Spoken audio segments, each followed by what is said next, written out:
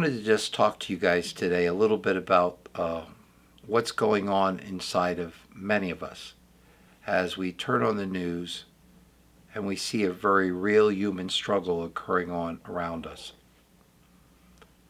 Many of us are struggling with grief as a result of seeing people hurt and people's lives torn apart. We feel for their journey and we grieve when a part of ourselves is disappointed regarding what's occurring. We might even feel threatened by it as things are occurring in the cities that we care about and are lighthouses to. We have to be careful in our grief because we know that wounded people wound others. And we recognize that what's not resolved within us can sometimes be passed on directly or indirectly.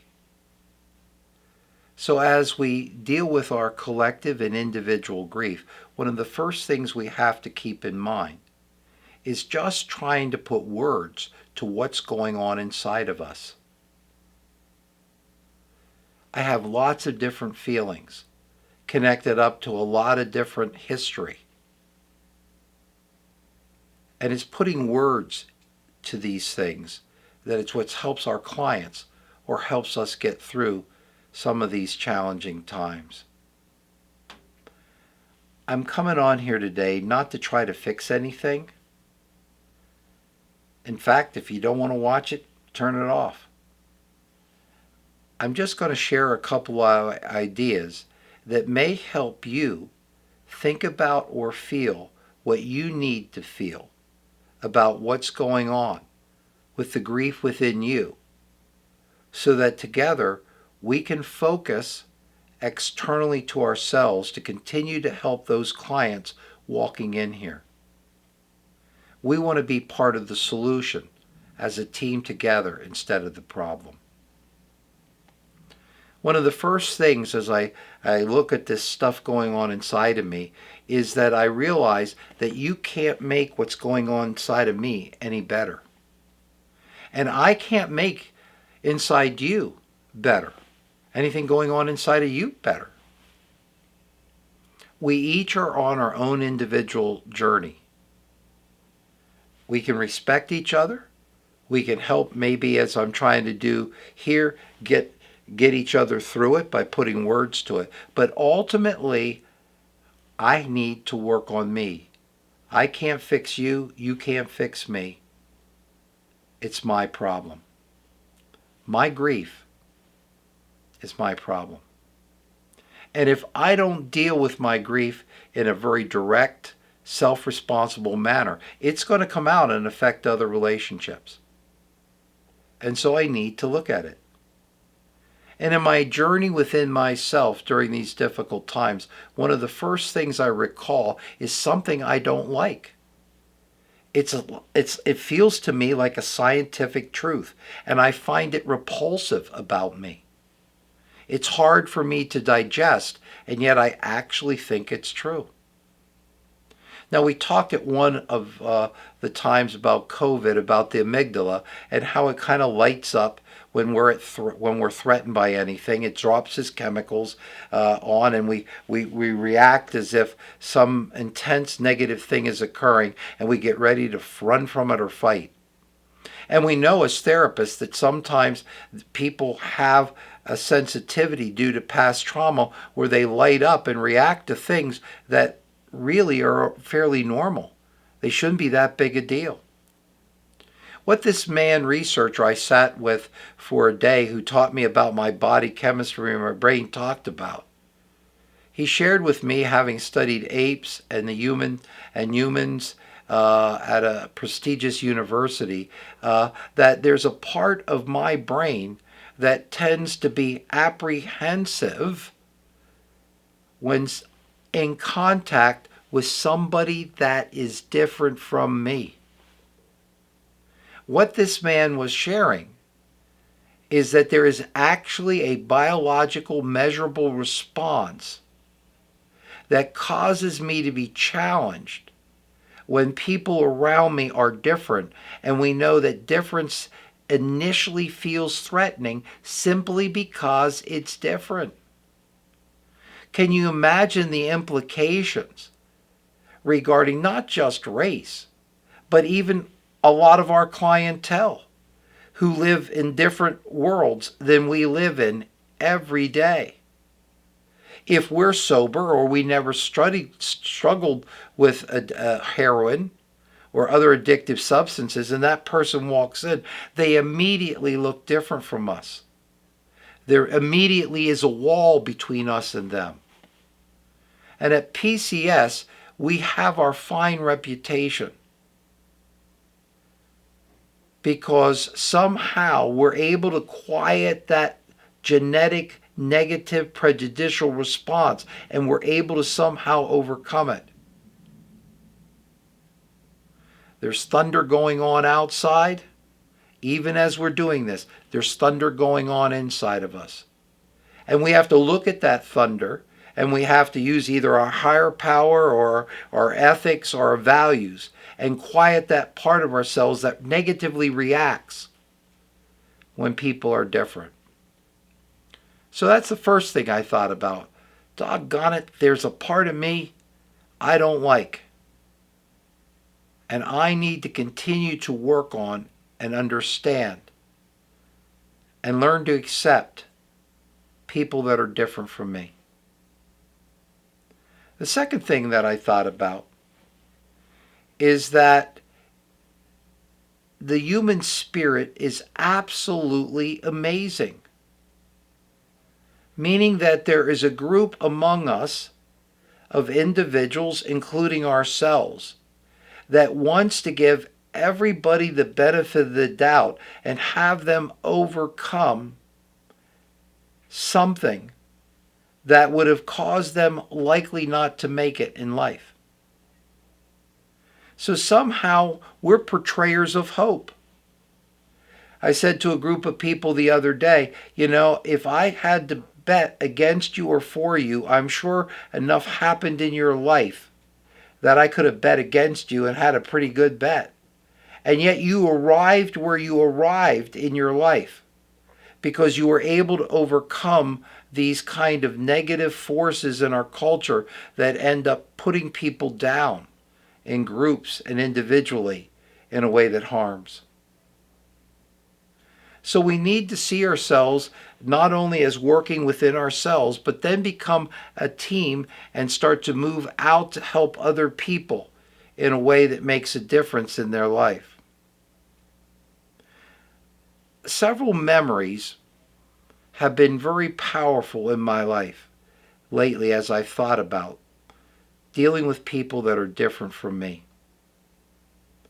And I think when people walk into our clinics, the power of one individual creating a different memory for another individual is the one area of life that we can all work towards. It really is how we treat one another. For my senior year in college, I lived with an African American family for a semester, and my job was to take care of Kenneth and Vincent, who were African American young boys who lived with their grandmother who worked the night shift. And so we took care of Kenneth and Vincent, me and my roommate, at night, making sure they were safe. And I taught them how to find worms in the middle of the night and do all kinds of crazy stuff. Wish I had their last names. And I wish I could find out what happened to them. Because I know the statistics in certain ways. I had advantages they did not. That is just simply reality. I remember in grad school once where I was absolutely exhausted working my way through grad school with my wife's help. And I had painted for about 15 to 16 hours someone's house. And I remember it being around 12 o'clock at night. And I was starving. I had nothing to eat that day. I was a poor student. And I remember going all day long, I'm going to go to such and such a hamburger joint that was open, and I'm going to buy a hamburger, fries, and a Coke. And so I walked into this place at 12 o'clock at night with paint all over me because I wasn't that good of a painter, to be frank. I ordered this meal I had longed for forever. I reached into my pocket, got out my money, and I was $2 short. And I was figuring out how to give the fries back or what to do in this embarrassing moment. And without a doubt, while in California, a man that did not speak my language, but understood the predicament I was in, who clearly did not have enough of what I had going on in my life, reached into his pocket and he gave me $2 to complete that meal. That's what we need to do for one another. When these clients come in, when we work with people beside us who are struggling with issues, in reality, we are all protesters, or we should be. We may not be protesting out there with a placard or down on our knee. Maybe we are. But where we should be protesting is in each individual relationship that walks into our clinics in a way that we say, you don't have to let anybody else define you in a negative way. We believe in you. We believe you have value. That's where we protest the most, one life at a time, in how we treat each other and how we treat those clients when they walk in. That's how we respond to that newscast. We say it doesn't have to happen everywhere, and it's not going to happen here. When that client comes in and they've had a life that sucks, where they haven't been treated fairly by numerous groups or authority figures that overlook them for whatever reason, our message is not to let them stay in their grief. Say, you can't do it. Our message is a message in those moments of hope. I treat you as if I have a high expectation for what you can become because I believe you can do it.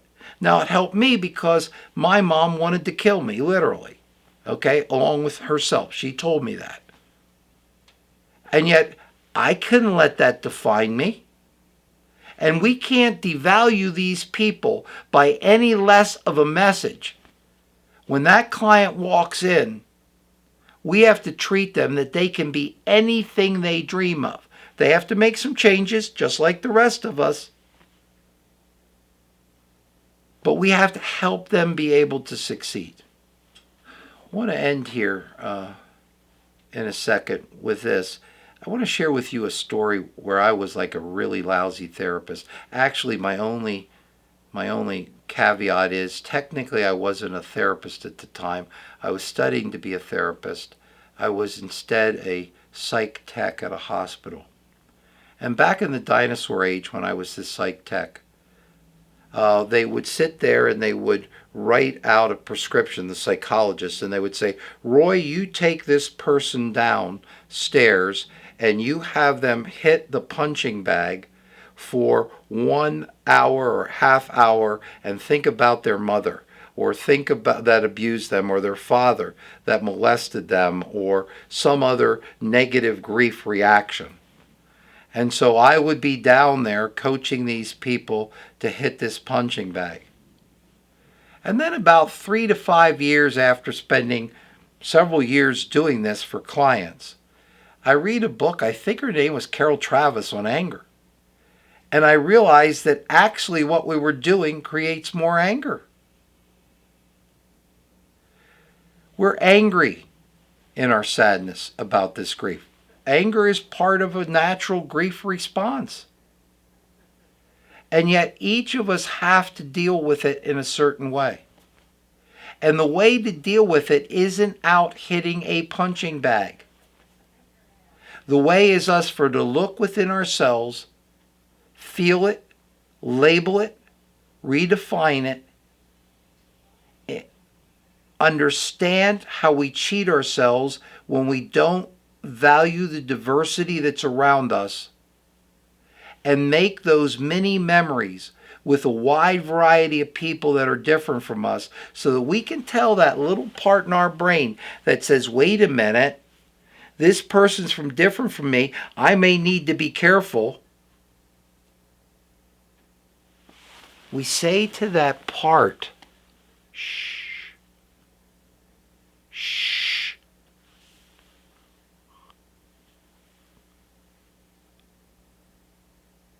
You be quiet. That person is an opportunity. I'm going to love their food. I'm going to love hearing about their history. I'm going to love hearing about the heroes of their culture, which stimulates my own heroic desire to be the best I can be. And together, as PCS and as a group of humans, we can be a team and we continue to make a difference in the lives of the patients we treat. Thanks for letting me ramble. If this puts a word to something, great. If it offended you, I apologize. It's not meant to be complete. These are just thoughts that I've had as I watch my community, as I watch my country, as I watch people in pain. Let's be part of the difference. Remember, PCS exists because people are valuable. People are valuable. Therefore, PCS exists to help children, adults, and families discover their greatness. Thanks for your time, and keep up the good work, because the lives you guys are changing mean so much. Take care.